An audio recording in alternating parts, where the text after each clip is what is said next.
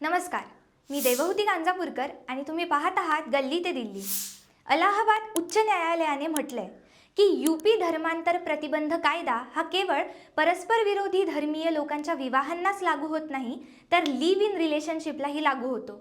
त्यामुळे विरुद्ध धर्माचे जोडपे कायदेशीर प्रक्रियेतून धर्म परिवर्तन केल्याशिवाय लिव्ह इन रिलेशनशिपमध्ये राहू शकत नाहीत.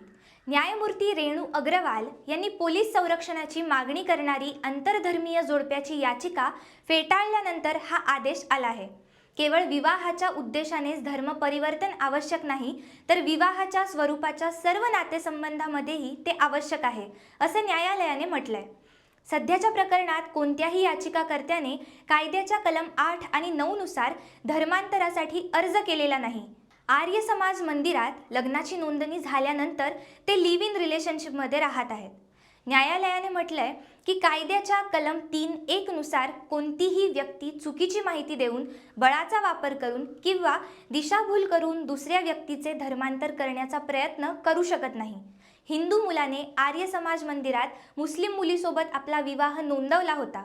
नंतर ते लिव्ह इन रिलेशनशिपमध्ये राहू लागले. या प्रकरणी पोलीस संरक्षणाची मागणी करणारी याचिका दाखल करण्यात आली होती.